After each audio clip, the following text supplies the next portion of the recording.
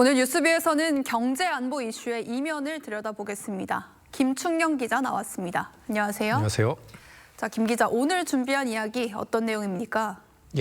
저 방위병 복무 시절 탈영 의혹을 받고 있죠. 안규백 국방장관 얘기를 좀 해보겠습니다. 네. 다만 정치가 아닌 안보의 관점에서 접근을 하고 싶은데요. 이제 안 장관은 병적 기록부를 공개하지도 않고 의혹을 제대로 해소하지도 않은 채 군을 통제하는 군정권자의 임무를 수행하고 있습니다. 군대 갔다 오신 분들 당연히 공감하시겠지만 군 생활은 힘듭니다. 나라를 지킨다는 자부심과 긍지가 채워지지 않는다면 견뎌낼 힘이 없습니다. 자부심과 긍지를 지켜주지 못한다면 일선 지휘관과 병사들 앞에서 장관의 영이 설 수가 없습니다. 이것이 바로 안보 공백입니다. 네, 영이 서지 않는다고 했는데 실제 이 군 통수권자나 최고 지휘관이 신뢰를 잃어서 문제가 됐던 적이 있습니까?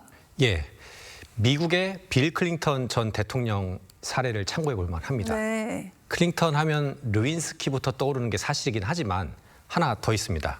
바로 병역 기피 의혹인데요. 그렇군요. 클린턴은 베트남전이 한창이던 1968년 조지타운대를 졸업하고서 영국 옥스퍼드로 유학길에 오릅니다. 그때 당시에 군대를 갔어야 됐는데 고향 아칸소에 있는 징집위원들이 영국 유학을 간다고 입영을 연기해 줍니다. 대신 1969년 9월까지는 반드시 돌아와서 입대한다는 조건이었는데 그런데 아칸소대 법대에 들어가서 ROTC 훈련을 꼭 받겠다고 서약을 하고선 또 한 번 연기를 받습니다. 네.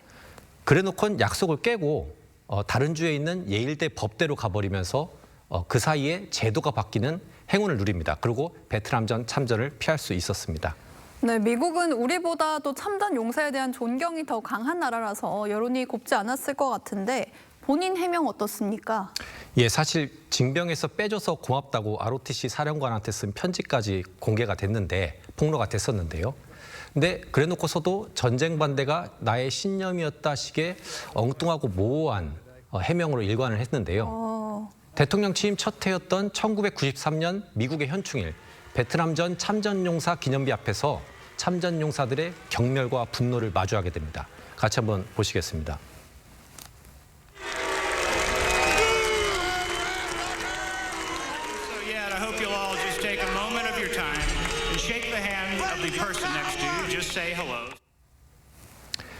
미국 주요 방송사들은 관중석 쪽은 찍지 않아가지고 볼 수는 없지만 신문 보도를 보면 교활한 클린턴, 노련한 병역 기피자 같은 원색적인 편말을 들고 클린턴을 비난하는 참전용사도 많이 보였습니다.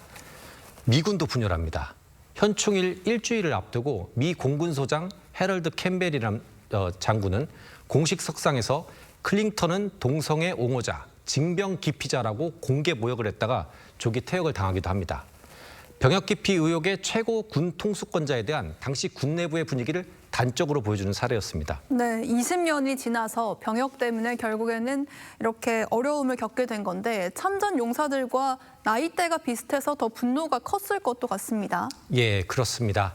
거기다 대통령 참모들도 갈등을 심화시켰습니다. 네. 끝내 이름은 밝혀지지 않았지만요.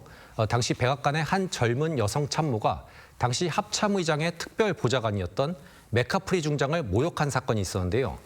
어느 날 맥카프리 중장이 백악관 복도를 지나가고 있는데 문제의 참모랑 마주칩니다. 그래서 좋은 아침입니다 하고 의례적인 인사를 건넸는데 난 군인과 말 안 해요 라고 인사를 거부한 겁니다. 이 맥카프리 중장이 어떤 인물이냐면 미군에선 전투 중에 사망하거나 큰 부상을 입으면 군인에게 퍼플 하트라고 하는 훈장을 수여합니다. 맥카프리 중장은 퍼플 하트만 3개를 받은 그야말로 전장에서 잔뼈가 굵은 백전노장이었습니다. 네. 논란이 되니까 클린턴 대통령은 그런 사실이 없다고 잡아뗐는데 이게 사실로 밝혀지면서 망신을 사기도 했습니다.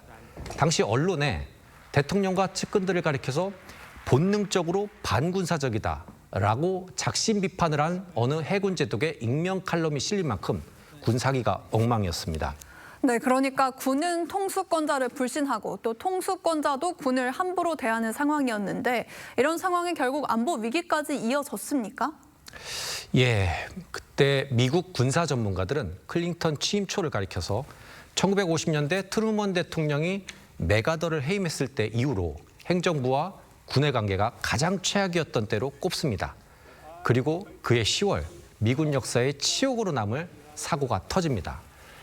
영화 블랙호크 다운 많이 보셨을 텐데요. 네. 블랙호크 다운으로 유명한 모가디슈 전투입니다. 소말리아의 수도 모가디슈에 고립됐던 현장 지휘관은 가급적 빨리 전차와 장갑차를 좀 보내달라고 요청을 했는데요. 클린턴 행정부는 기갑 장비를 투입하면 자칫 점령군처럼 보일 수 있다면서 이를 거부합니다. 결국 미군 18명이 전사하고 심지어 미군 시신이 거리에 끌려다니는 장면이 그대로 노출되기도 했습니다. 미국 언론은 정부와 군의 엇박자가 참사를 키웠다고 비판을 했고요. 군사 전문가들은 워싱턴의 정책 결정과 현장 군사 작전을 하나로 묶을 통합력이 부족했다고 질타했습니다.